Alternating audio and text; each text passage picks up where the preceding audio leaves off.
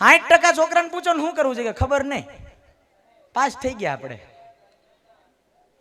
તો સંવાદ સંધાતો બંધ થઈ ગયો, તો પરિવારની વચ્ચેની લાગણી છે ને બંધ થઈ ગઈ. કારણ કે મૂળની અંદર પાણી ન ઘરે ને.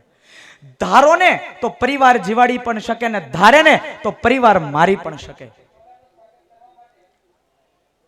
રાત્રે સાથે મળી અને 3 ટાઈમ કેમ છો એવું પૂછતા બંધ થઈ ગયા.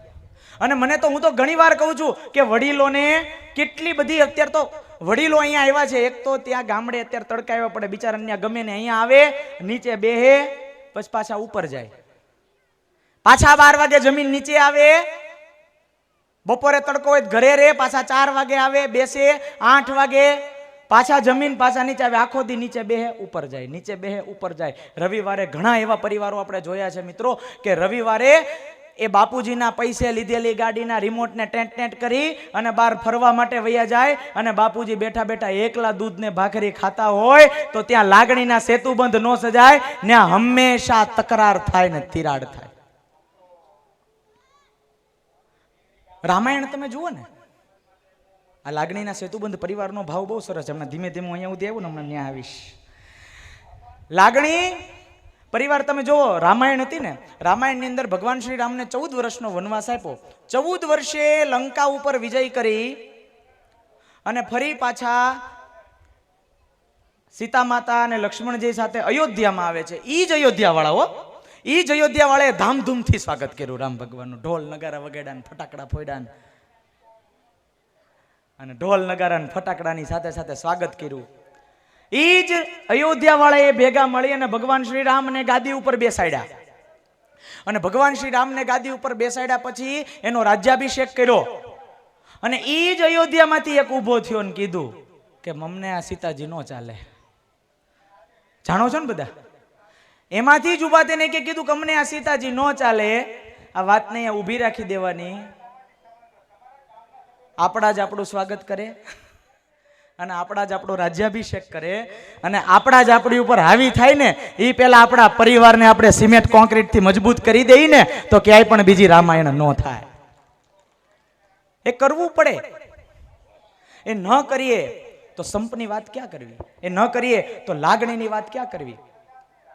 એકવાર એક શિક્ષક હતા અને શિક્ષકે 3 વિદ્યાર્થીઓને બોલાવ્યા. વિદ્યાર્થીઓને બોલાવીને એવું કીધું કે મારા હાથમાં કબૂતરનું નાનું એવું બચ્ચું છે, હજુ જન્મેલું જ છે, નાનું એવું છે, ઈંડામાંથી નીકળેલું છે. તમારે એટલું કહેવાનું છે કે આ બચ્ચું જીવતું છે કે મરી ગયેલું છે. 2 જ વાત, કા જીવતું છે કા મરી ગયેલું છે. એટલે ઓલા છોકરા કે અમે વિચારીને તમને જવાબ દઈએ. એટલે સાહેબે એવું વિચારેલું, જો એમ કે જીવતું છે તો આમ તું હાથમાં જતું ને દબાવીને મારી નાખવાનું, મૂળ ખોટા પાડવા હતા, દબાવીને મારી નાખવાનું. અને એમ કે ના મરી ગયું છે તો જીવતું જ હતું, નામ કહીને જોવાનું, જો આ જીવતું છે.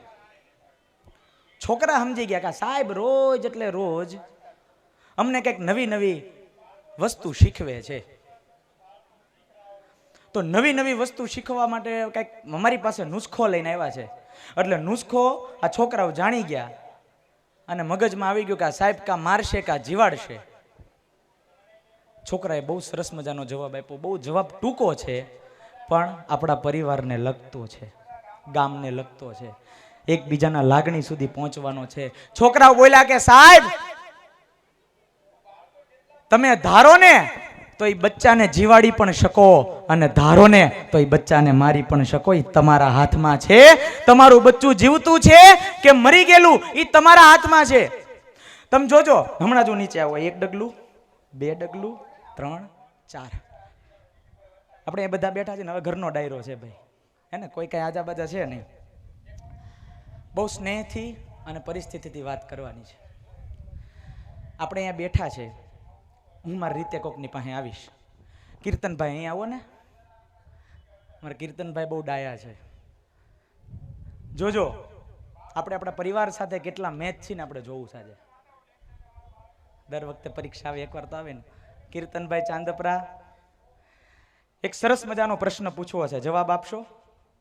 તમારા પરિવારમાં તમારા મમ્મી, તમારા પપ્પા ભરતભાઈ, આવ્યા છે? હા તો હશે જ અહીંયા. મારે તમારી પાસેથી એક વસ્તુ જાણવું છે. આપણે નાનપણથી શરૂઆત કરીને પછી દાદા ઉદી જાહું. મને એક પ્રશ્નનો જવાબ આપો. તમે તમારા પરિવાર વિશે 5 સારા વાક્ય બોલો. અનુભવ્યા હોય એવા. હો, બોલાવ્યો છે ને કેવું પડશે ને શું થાય. ઘણી વાર આવું થાય કે આ દાઢિયાળાએ ક્યાં હેઠે ઉતરો ને બધું. આ હવે અત્યારે ક્યાં કરશે, હમણાં માઇક લેવાનું થાય. બહુ કૃષ્ણ દવે સરસ મજાની પંક્તિ લખે છે કે માથા પર પરસેવો રઘવાયો થઈને આમ તેમ દોડે, આ માઇક મળે તો કોઈ છોડે, કોઈ ન છોડે. તો આપણે કીર્તનભાઈ તમારા પરિવાર વિશે 5 વાક્ય બધાને કયો. સારા હો, નરસા નહીં, સારા. 5 વાગ્યા ગમે એવા નહીં, સારા. એટલે પરિવાર વિશે, પરિવાર, તમારા કુટુંબ વિશે. તમે ઘરે રહો છો ને 3-4 જણા, તમે મમ્મી પપ્પા, એના વિશે. એક તો પપ્પા ખૂબ સારું કામ કરે છે અને મારા ઉપર પણ ઘણો બધો ખર્ચો કર્યો છે. મને ખૂબ સારી રીતે ભણાવ્યો અને મારું ખૂબ સારું ધ્યાન રાખે છે. પહેલી વાત. મમ્મીનું બીજું શું હોય, જમવાનું સારું બનાવે એટલે આપણે હાલે થોડુંક એમ. એટલે મમ્મીનું પણ એવું સારું છે. અને બસ તાજપર ગામના આપણે છીએ તો સત્સંગ પણ ખૂબ સારો છે. પપ્પાનું એટલે 5 વાક્ય કુટુંબ.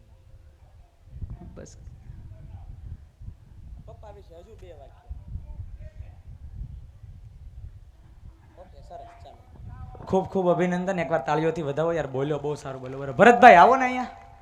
તમારી વાત કરી, પપ્પા બહુ સારો એવો ખર્ચો કરે છે. બહુ સરસ. અત્યારના સમયની અંદર છોકરાને આ વાત સમજાતી જ નથી કે મારા પપ્પા મારી હાટું ખર્ચો કરે. એમ કહો ને કે બેટા તારા પપ્પા શું કરે કે વળ ખાય, સવારે ટિફિન લઈને જાય, હાજે ટિફિન લઈને આવે. જય સ્વામિનારાયણ. કીર્તને તમારી વાત કરી કે પપ્પા મારી ઉપર બહુ સારો એવો ખર્ચો કરે છે. તમને આ વાતની ખબર હતી કે આવું એ મનમાં વિચારે છે? આટલી બધી ખબર નહોતી. હવે કીર્તન અહીંયા જ છે. તમે કીર્તન વિશે ઘણી એવી બધી વાર વિચાર્યું છે કે મારો કીર્તન ભણવામાં ધ્યાન નથી આપતો, મારો કીર્તન 9:30 સભામાં આવે છે. તમે ઘણું બધી વાર કીધું છે. તો એકવાર તમે જે એવું એના મગજ માટે વિચાર્યું હોય ને, એકવાર કયો. કીર્તન ને કયો. આપણે માઇકમાં કેવું હોય માઇકમાં, એમને કેવું હોય કહી દો. કહી દો, વાંધો નહીં કે પરમિશન આપે છે. લ્યો. આમ તો બીજું તો કંઈ કહેવા પણ નથી, કારણ કે ઘણીવાર એવું થાય કે ભાઈ અભ્યાસ બરાબર કરતો નથી, પરંતુ એ પોતે જાતે જ કે ને સેલ્ફ ડિસિપ્લિન, એટલે પોતે તૈયારી પહેલેથી જ એ પોતે કરે છે અને સારામાં સારા રેન્ક પણ લાવે છે. એટલે બીજું તો એવું થાય કે ભાઈ બહાર ધારો કે ગયો છે તો ત્યાં કુસંગ ના લાગી જાય, મેઇન વસ્તુ એ રહે. પણ એવું કંઈ ના, એવું વર્તન તો કાંઈ લાગતું નથી કાંઈ ખાસ. બેયને જોરદાર તાલીથી વધાવો. આ એના પપ્પા વિશે સારું વિચારે છે. એના પપ્પાને ખબર જ, હા તો ભરતભાઈ નથી કે થોડીક, પણ એને શું કીધું કે આટલી બધી હતી મને નથી ખબર.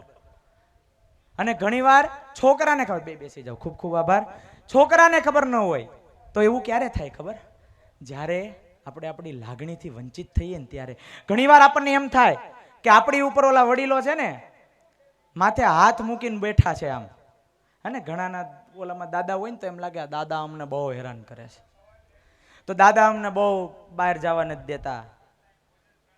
ઘણીવાર આપણને એવું થાય.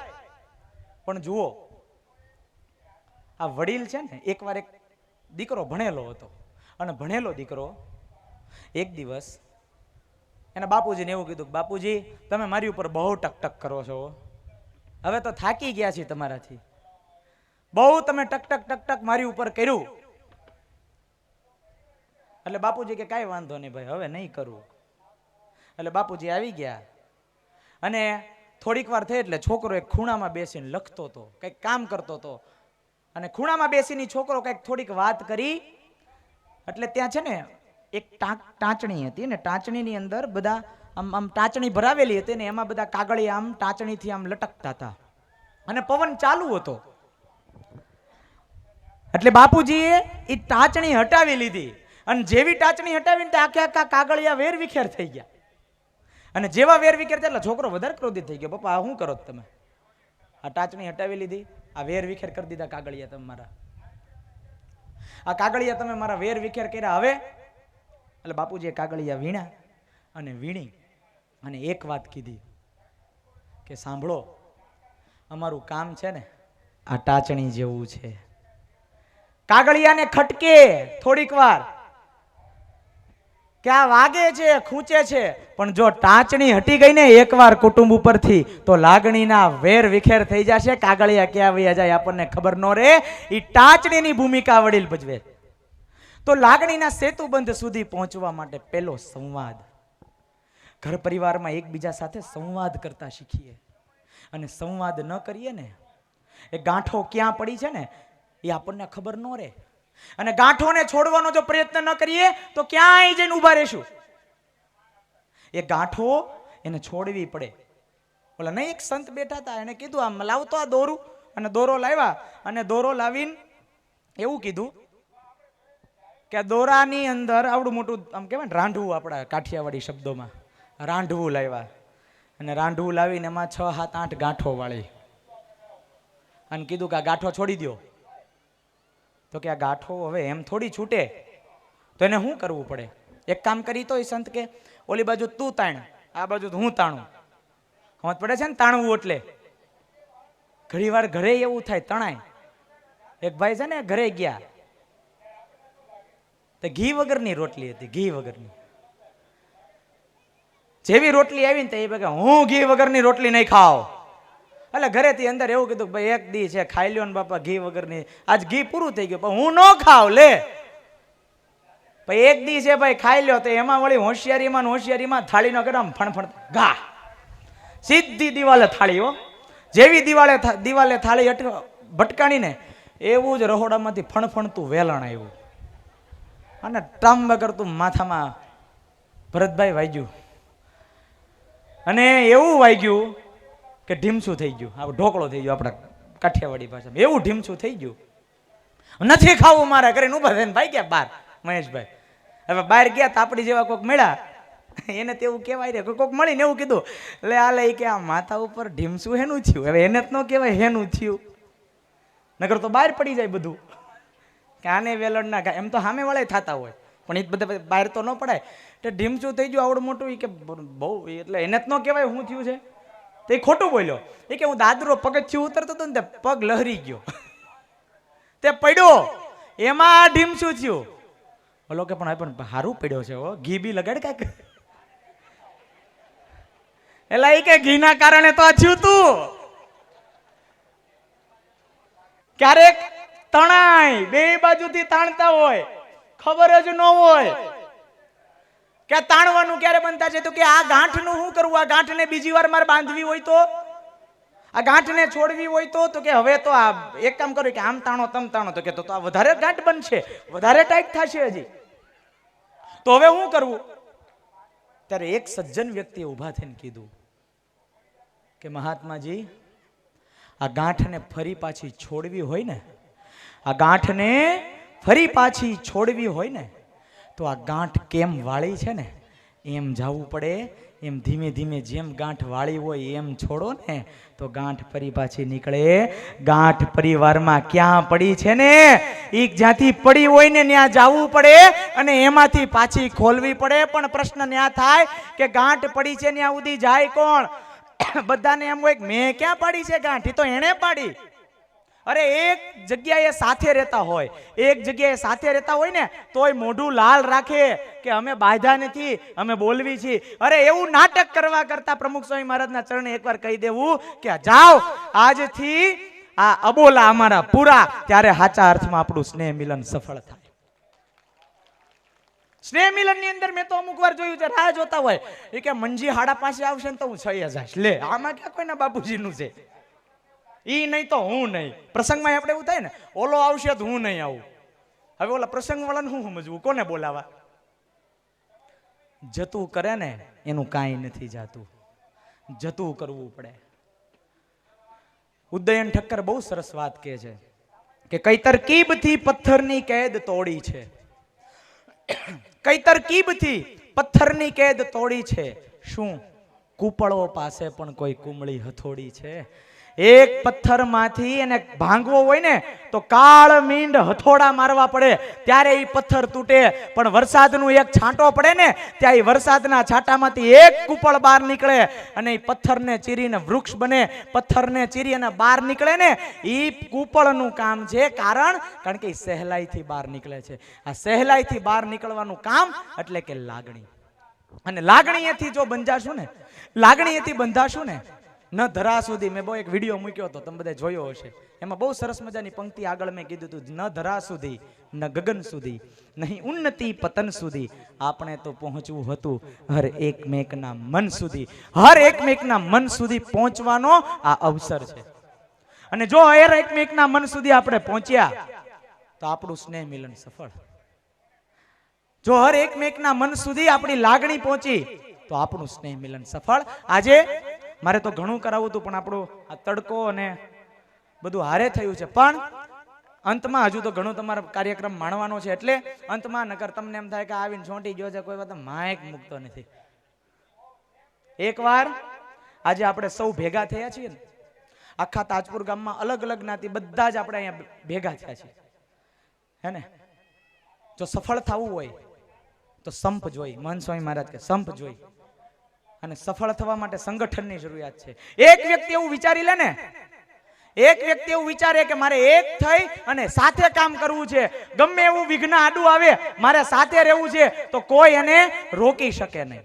આજે આપણે બધા એક સાથે વચન લેવાનું છે કે જ્યાં સુધી આપણા શરીરની અંદર પ્રાણ છે ત્યાં સુધી અહીંયા જેટલા બેઠા છે ને એના પરિવારની અંદર અને ગામની અંદર. ગામ એટલે કેવી વાત! અહીંયા બેઠા બેઠા આપણે આપણા ગામને યાદ કરીએ. બહુ સરસ મજાની પંક્તિ છે, ગામડું બાના ખોળા સમૂહ લાગતું, ગામડું બાપુના બળ હમું લાગતું. નાના હતા ત્યારે ભેરુડા સંગાથે કુવામાં મારતા ધુબાકા, અને કોશિયા પલોઠિયા મારિયાના મારા કાનમાં ઉઠતા સબાકા. ઓલી પાદરની પીપર પર ઊંધા લટકીને ગામ મારું સીધું કાં ભાસતું, ગામડું બાના ખોળા સમૂહ લાગતું. ઈ ખોળા સુધી પહોંચવાનો અવસર ઈ લાગણી છે.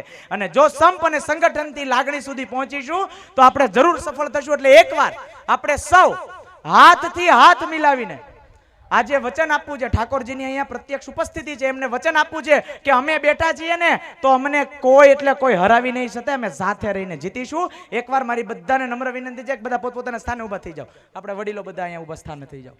અહીંયાથી ગીત વાગશે અને ગીતની સાથે યાદ રાખજો, જ્યારે પણ પરિવારનો અબોલું થયું હોય, જ્યારે પણ ગામમાં ક્યારેક ખબર ને પેલા તો શેઢા હાટું ધારિયા ઉલળતા, જ્યારે પણ એ શેઢા હાટું ધારિયા ઉલળવાનો સંકલ્પ કર્યો હોય ને એ આજ કાઢી નાખજો. કારણ કે આજે આપણે બધા કરબદ્ધ પ્રાર્થના કરવાની છે કે અમારા સંપને કોઈ ન તોડી શકે. અને આ સંપથી જ આપણે બધા ભેગા થઈએ છીએ. તો એકવાર મનના વિચાર સાથે હાથથી હાથ મિલાવી અને આપણે બધા એકવાર વચન આપીએ કે અમે એક છીએ. અમારું સંગઠન કોઈ તાકાત એવી નથી કે એને પૂરી પાડી શકે. એકવાર હાથથી હાથ લઈ લઈએ આપણે. એકબીજાના હાથમાં હાથ આપીએ તો જ હાથે કહેવાય કહેવાય ને जीतेंगे हाथ में हाथ चले तो जीतेंगे हम साथ चले एक बार ठाकुर जी ने हाथ बता दियो हाथ में हाथ चले तो जीतेंगे આ સંપ છે ને એ તમારી કોઈ તાકાત सारे गावे सारे वादे આ જીવન जीतेंगे સફળ સુધીની આ એક સંપ તમારો मजबूत इरादे जीतेंगे जीतेंगे हर જીવશું ને मंजर को ત્યાં સુધી આ હાથ સાથે રાખીશું. जीतेंगे ગમે એવી પરિસ્થિતિ થાય, આ હાથ એક માત્ર કામનો નથી. આ હાથ યાદ રાખજો, આ તમારા પરિવારનો હાથ છે. हाथ में हाथ चले આ પરિવારનો હાથ છે. આ તમારા ઘરે રહેતા મમ્મી પપ્પાનો હાથ છે. આ તમારા ઘરે રહેતા તમારી પત્ની તમારા દીકરાનો હાથ છે જે ઝંખે છે તમારા પ્રેમને. તો હાથ રાખીને તમારા છોકરાને સફળ કરો ને. આપણે એકવાર વચન કરીએ ને, એકવાર વચન કરી દઈએ ને તો કોઈ દુનિયાની તાકાત નથી પાછા પાડી શકે યાર. આજે આપ સૌનો હૃદયથી ખૂબ ખૂબ આભાર. આપ સૌ આપના સ્થાને પહેલા તો હૃદયથી આભાર. અમારું કીધું માયનું, કારણ કે ઘરે કોઈ માનતું નથી. જો આ સંપ હશે, આ સંઘર્ષ હશે અને આ સંગઠન હશે ને તો કોઈ નહીં આપણને આંબી શકે. અંતમાં આપ સૌને એક સુંદર મજાની પંક્તિ છે કે જ્યારે પણ તમને કોઈનો અભાવ આવે ને, જ્યારે પણ તમને કોઈનો અવગુણ આવે ને ત્યારે એક વાત યાદ કરજો. એક સુંદર મજાની પંક્તિ છે, એવું ન રાખતા કે જીવનની સમી સાંજે મારે જખમોની યાદી જોવી હતી. પરેશભાઈ કે જીવનની સમી સાંજે મારે જખમોની યાદી, કે કોને કોને મને જખમ આપ્યા જોઈ લઉં, બતાવી દઉં એને. જીવનની સમી સાંજે મારે જખમોની યાદી જોવી હતી, બહુ ઓછા પાના જોઈ શક્યો કારણ બહુ અંગત અંગત નામ હતા. બસ આ અંગત અંગત નામને મનમાં ન રાખતા, મગજમાં ન રાખતા અને દિલથી એમની સાથે રહેશું, એમના મૂળ સુધી પહોંચશું તો આપણે સૌ સાકાર થશું. અને અંતમાં આપણે માટે તો સંપ અને સંગઠનની એક જ ભાવના પ્રમુખ સ્વામીએ કીધી છે, એ છે ઘર સભા. તો આપણે પણ એ ઘર સભાથી પણ આપણે સંપ લાવી શકીએ અને આપણે સૌ હંમેશા સફળ થઈએ. બાપા આપણા જીવનને ઉન્નત કરે અને આવા જ ઉત્સાહ સાથે ફરીવાર પાછા મળીશું. આપ સૌએ આપણને મને શાંતિથી સાંભળ્યો બદલ આપનો હૃદયથી ખૂબ ખૂબ આભાર.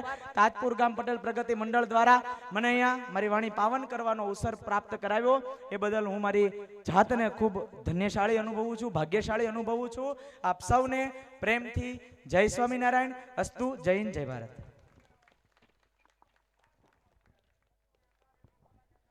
જોરદાર તાળીઓથી આપણે પુનિતભાઈને વધાવીએ છીએ. પુનિતભાઈનો આપણે જેટલો આભાર માનીએ એટલો ઓછો છે, કારણ કે ખાસ સમય કાઢીને આપણી વચ્ચે પુનિતભાઈ આ વાતો કરવા માટે અહીંયા આગળ આવ્યા હતા. ફરીથી આપણે પુનિતભાઈનો ખૂબ ખૂબ ઋણી છીએ, એમનો જેટલો આભાર માનીએ એટલું ઓછું છે. હવે આપણે બાળકોના કાર્યક્રમ માનવાના છે, તો અહીંયાથી જે બાળકોના નામ બોલવામાં આવે એ બધા જ બાળકો વારાફરતી એમનું કલા રજૂ કરશે, એમની આવડત રજૂ કરશે. ભવ્ય વિજયભાઈ ચાંદપરા, પદ્ધતિ સંજયભાઈ મોતીસરિયા, પ્રાચી જિગ્નેશભાઈ ધોળકિયા, આર્ષ ચાંદપરા, પહલ નિલેશભાઈ વડચક અને તિલક ચાંદપરા, આ બાળકો એક પછી એક એ એમના વક્તવ્ય દ્વારા આપણને કાર્યક્રમનો રજૂઆત કરશે.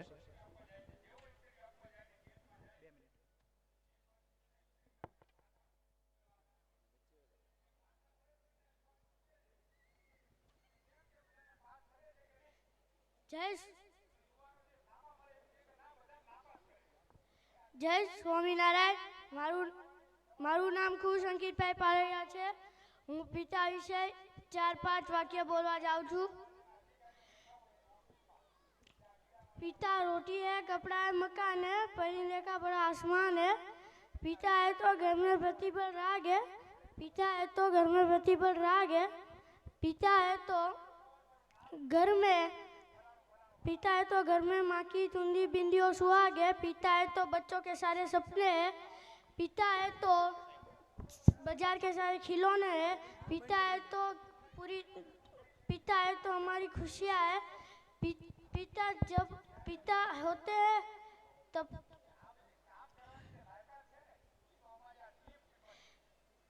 पिता हमारे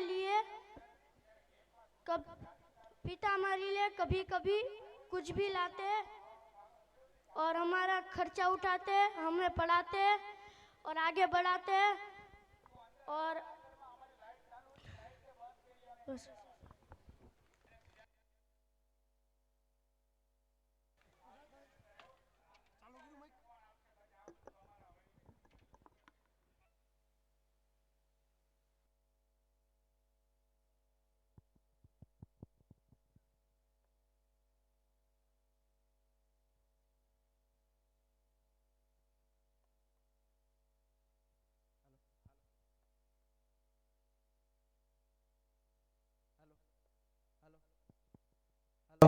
હાલો હાલો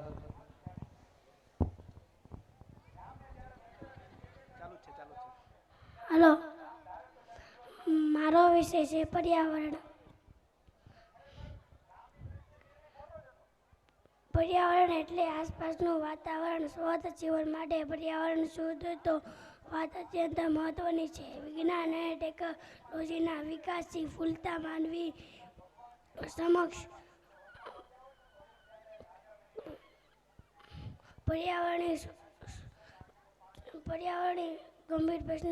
પર્યાવરણનો ગંભીર પ્રશ્ન ઊભો થાય છે. પર્યાવરણ માટે સમયસર પગલાં ભરવા નહીં આવે તો વાતાવરણ શુદ્ધ રાખવા મુશ્કેલી થઈ પડશે. 20મી સદીમાં અનેક ઉદ્યોગો શરૂ થયા. તેના રસાયણો ધુમાડો કેરોસીન કે રૂની ચીણી રજકણી વગેરે કારણે હવા પ્રદૂષિત થાય છે. ગેસ લીકેજ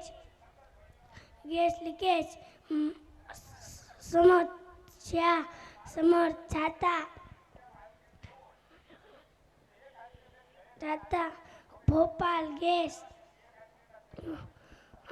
આના રથ જેવી ખૂબ મોટી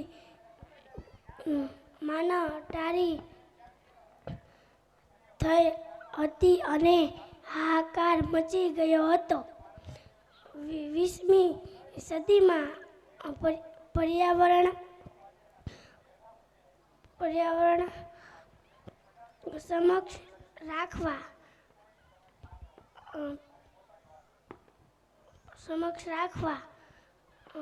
5મી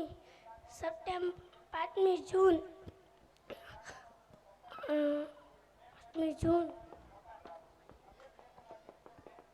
અસ્તુ.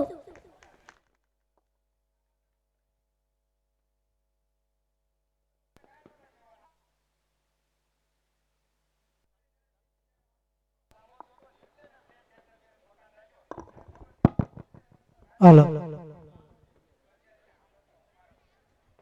શ્રી સ્વામિનારાયણ ભગવાનની જય. મારો વિષય છે વાણીનો વિવેક. આપણે બહુ જ નાનપણથી બોલતા શીખ્યા છે. લગભગ 1.5-2 વર્ષની ઉંમરથી. પર શું બોલવું, ક્યારે બોલવું, કેવી રીતે બોલવું, કોની સામે બોલવું, એ બધું આજે આપણે શીખ્યા છે. તો હજી થોડી આપણે આંતરરાષ્ટ્રીય કરવાનું છે કે ત્યાર સુધી આપણે કેટલું બધું બગાડ્યું છે. એટલે વાણી ઉચ્ચારતા પહેલા 2 વખત વિચાર કરવો. તલવાર કરના જીવમાં વધારે તાકાત છે. તલવારનો ઘા રૂજાઈ જાય, શબ્દના ઘા માણસ જીવનભર ભૂલી ન શકતો.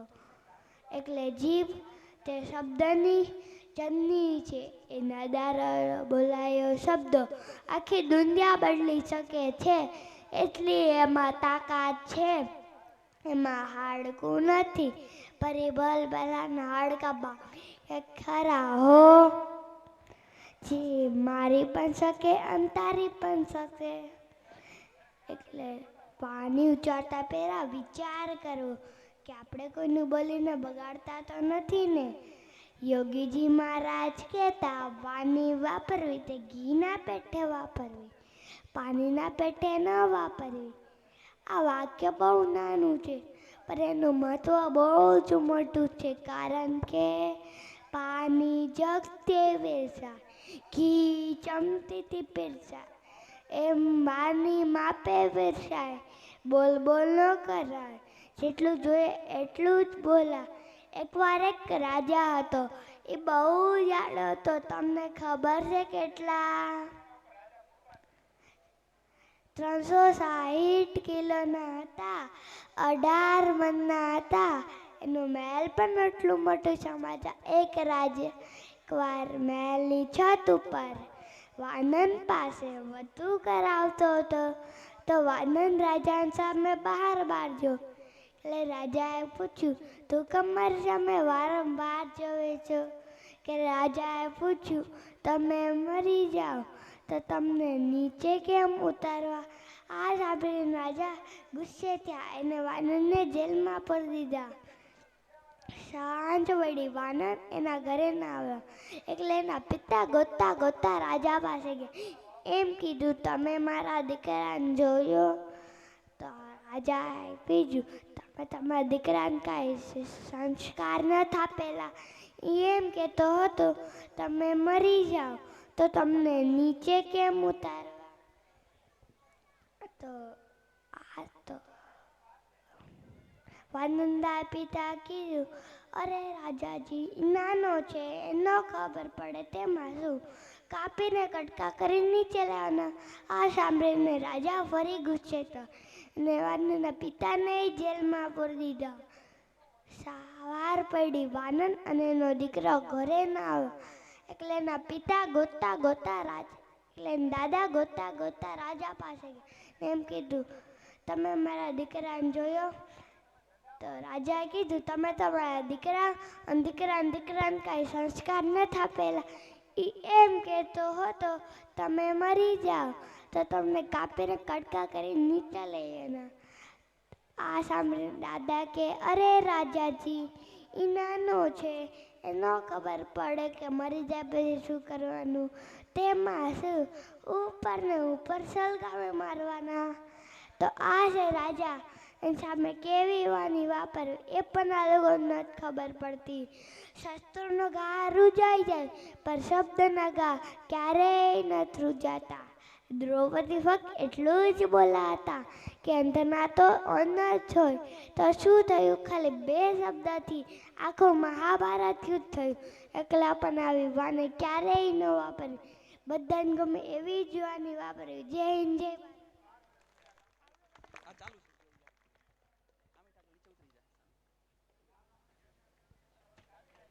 અહીંયા ઉપસ્થિત તમામ લોકોને મારા જય સ્વામિનારાયણ. હું આજે તમને માતૃપિતૃ ઋણ વિશે કંઈક કહેવા માંગુ છું. સૌ પ્રથમ અહીંયા બેઠી બધી જ માતાઓને હેપી મધર્સ ડે. બંધ કિસ્મતની કોઈ ચાવી નથી હોતી, સૂકા ઝાડની કોઈ ડાળી નથી હોતી. જે ઝૂકી જાય માતૃપિતૃ ચરણમાં એની ઝોલી ક્યારેય ખાલી નથી હોતી. જે ઝૂકી જાય માતૃપિતૃ ચરણમાં તેની ઝોલી ક્યારેય ખાલી નથી હોતી. જીવનના પ્રત્યેક દિવસની પ્રત્યેક કલાકનો પ્રત્યેક ક્ષણ માત્ર ને માત્ર સંતાનના સ્મિત સાથે જોડાયેલું એટલે માતૃ અને પિતૃ ઋણ. એકવાર એક બાળક સ્વર્ગથી પૃથ્વી પર જન્મ લેવા તૈયાર થયું. તેની વિદાયમાં ભગવાન પણ હાજર હતા. બાળકે આતુરતાથી પૂછ્યું કે પ્રભુ, આટલી બધી મોટી દુનિયામાં મને કોણ સાચવશે? ભગવાને વાલપૂર્વક જવાબ આપ્યો કે મેં ત્યાં દેવદૂતો મૂક્યા છે. બાળકે ફરીથી પૂર્વક પ્રશ્ન પૂછ્યો કે મને ત્યાંની ભાષા કોણ શીખવાડશે? ભગવાને સાચા દિલથી કહ્યું કે તું ચિંતા ના કરીશ, તને ત્યાંની ભાષા બોલતા પણ શીખવાડશે. ત્યારબાદ ભગવાન ધીરે ધીરે આગળ વધ્યા. બાળકે મીઠા સૂરમાં પૂછ્યું કે તે કોણ છે, તેનું નામ તો કહેતા જાઓ. ભગવાને કીધું કે હવે તો ખબર પડી જ ગઈ હશે. માતા અને પિતા, આ દુનિયામાં મા બાપ કરતાં મોટું કોઈ નથી હોતું. જ્યારે માતૃપિતૃ છે ત્યારે જ આપણે આ જગમાં જીવિત છીએ. જે વ્યક્તિ પોતાના માતા પિતાને પગે લાગે છે, સખત મહેનત કરે છે, પુરુષાર્થ કરે છે, તે વ્યક્તિની સામે દુનિયાની ગમે તે તાકાત આવે ને એ જ તાકાતને પોતાના સફળતાના શિખરે સુધી લઈ જાય છે. પુત્ર કે પુત્રી શું છે? પૂ નામના નરકમાંથી તારે એ પુત્ર કે પુત્રી. પૂનમના નર એટલે ગઢપણ. અહીં વાત કરું છું વાસ્તવિકતાની. આજના આધુનિક યુગના બાળકો પોતાના માતા પિતાને વૃદ્ધાશ્રમમાં મૂકી આવે છે. જે બાળકોને પાલન પોષણ કરીને મોટા કર્યા છે તે જ દીકરા કે દીકરી પોતાના મા બાપને વૃદ્ધાશ્રમમાં મૂકી આવે છે. આજના સમયમાં માતા પિતા ઉપર કેમ આટલો બધો અત્યાચાર? અહીંયા ઉપસ્થિત કહેશે મને, યાદ કરો તે શ્રવણને જેણે પોતાના ખંભા પર બેસાડીને પોતાના અંધ મા બાપને યાત્રા કરાવી હતી. યાદ કરો તે ગણપતિને જેને નાની ઉંમરમાં પોતાના મા બાપની પ્રદક્ષિણા કરીને 4 ધામની યાત્રા સમાન પોતાના મા બાપને માની લીધા હતા. कुछ ऐसा करो कि आपके माँ बाप अपनी प्रार्थना में कहे कि हे भगवान हमें हर जन्म यही संतान देना. આપણા શાસ્ત્રોમાં લખ્યું છે માતૃદેવો ભવ પિતૃદેવો ભવ. માતાને દેવ સમાન જાણો, પિતાને દેવ સમાન જાણો. આપણે આપણા માતા પિતાનું નિયમિત પૂજન કરીને તેમના આશીર્વાદ લેવા જોઈએ. તે કહેવાયું છે ને કે ગમે તે કામ બીજાના આશીર્વાદથી ન થાય પણ માતા પિતાના આશીર્વાદથી તો તરત જ થઈ જાય. આવો આપણે બધાએ મળીને સંકલ્પ લઈએ કે ભલે દુનિયા આમથી તેમ થઈ જાય પણ માતા પિતાને ભૂલશો નહીં. Thank you. ખૂબ સરસ નાના બાળકોની ખૂબ મજાની સ્પીચ આપે છે અહીંયા આપણા તાજપર ગામના. અહીંયા ઉપસ્થિત મારા વડીલો, માતાઓ, પિતાઓ, બહેનો, મારા જય સ્વામિનારાયણ. એક અગત્યની જાહેરાત છે. આપણું જે આ તાજપર ગામનું સ્નેહ મિલન થઈ રહ્યું છે, આઈ થિંક 10મું સ્નેહ મિલન છે, એવું આપણે ઈચ્છા કરીએ છીએ કે 100 વર્ષો સુધી ચાલે. તો સ્નેહ મિલન ચલાવવા માટે આપણે થોડી ફંડ ફાળાની દાનની રકમ આપણે અહીંયા જરૂર હોય છે, જે યથાશક્તિ મુજબ હર લોકો લખાવે છે. પણ એક બીજી વિનંતી પણ છે કે જે આપણો ખર્ચો છે, એટલીસ્ટ જે માથા દીઠનો વ્યક્તિ દીઠ 457 રૂપિયાનો ખર્ચો છે, તો જે પણ અહીંયા લખાવે છે એમાં પણ 500 રૂપિયા, 1000, 1100 રૂપિયા લખાવે છે યથાશક્તિ પ્રમાણે. પણ બધાને એક નમ્ર વિનંતી છે ખાસ કરીને કે થોડું એમાં યોગદાન વધારે આપે, જેથી કરીને આપણે આ સ્નેહ મિલનને આપણે આગળ વધારીએ. અને જે વ્યક્તિને બાકી છે તો એ અત્યારે લખે છે ફાળાઓ, તો એમાં લખાવે, અને કદાચ કોઈ ઓછું લખાયું હોય તો થોડું પણ એમાં યોગદાન વધારી અને આપણા યોગદાન આમાં આપશે તો આપણું આ સ્નેહ મિલન આગળ ચાલશે. અસ્તુ. જય સ્વામિનારાયણ.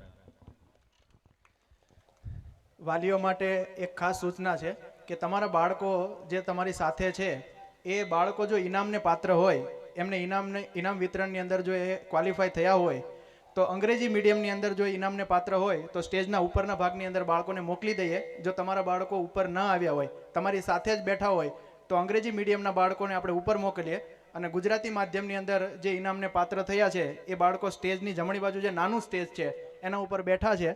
તો ખાસ વાલીઓ ધ્યાન રાખે અને તમારા બાળકોને ઉપર સ્ટેજ ઉપર મોકલીએ, જેથી કરીને આના પછી જે ઇનામ વિતરણનો કાર્યક્રમ છે એ આપણે ઝડપથી ચાલુ કરી શકીએ.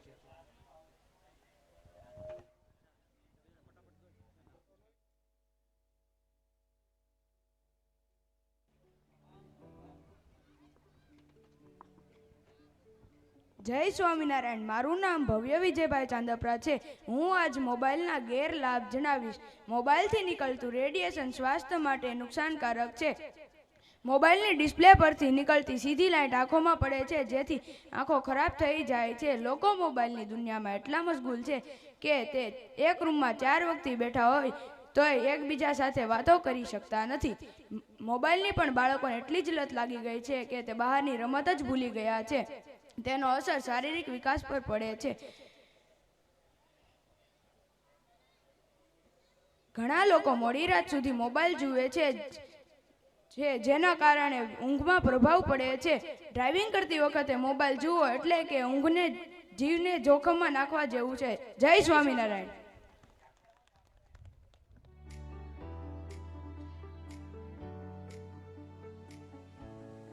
જય શ્રી રામ. અહીં ઉપસ્થિત તમામ વડીલો તથા મહેમાનશ્રીઓને આ બોટાદ જિલ્લાના તાજપર ગામની દીકરી મોતીસરિયા પદ્ધતિના શત નમન. માં અને માતૃભૂમિને સૌથી પહેલા મારા વંદન. એ કદાચ પિતાએ આપેલા શ્રેષ્ઠ સંસ્કારો પૈકી એક ગણી શકાય.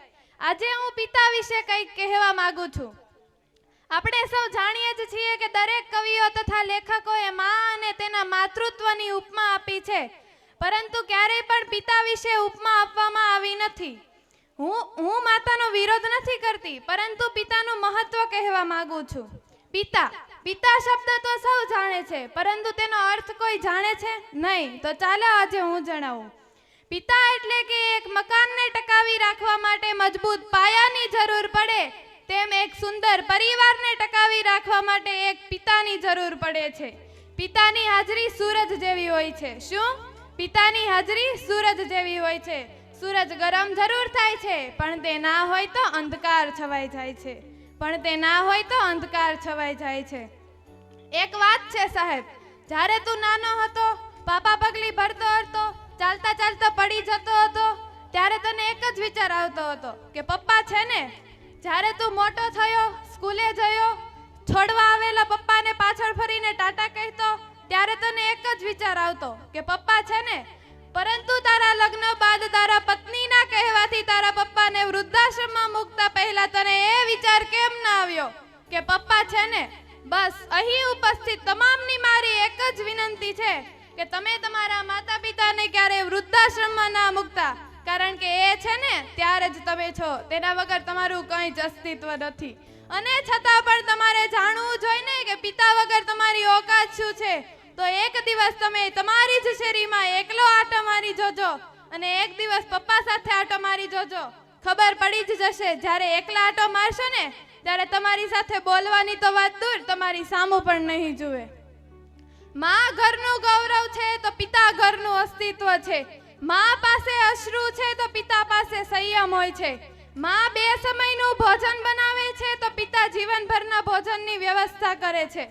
મારે ફક્ત એટલું જ કહેવું છે કે મને મારા પપ્પા કરતા સાંજ વધારે ગમે છે. મને મારા પપ્પા કરતા સાંજ વધારે ગમે છે, કારણ કે પપ્પા તો મારી માટે ફક્ત સારા રમકડા જ લાવે છે. જ્યારે આ સાંજ તો મારા પપ્પાને લઈને આવે છે. જ્યારે આ સાંજ તો મારા પપ્પાને લઈને આવે છે.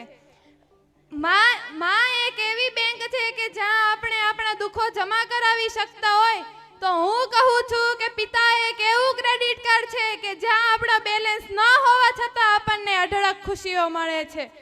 અરે હું તો પિતા વિશે કહું એટલું ઓછું છે, પરંતુ સમય મર્યાદાને ધ્યાનમાં રાખીને છેલ્લી પંક્તિ દ્વારા મારી વાણીને વિરામ આપીશ કે થાક ઘણો હતો ચહેરા પર, અનહદ પરિશ્રમ કરતા જોયા છે. થાક ઘણો હતો ચહેરા પર, અનહદ પરિશ્રમ કરતા જોયા છે.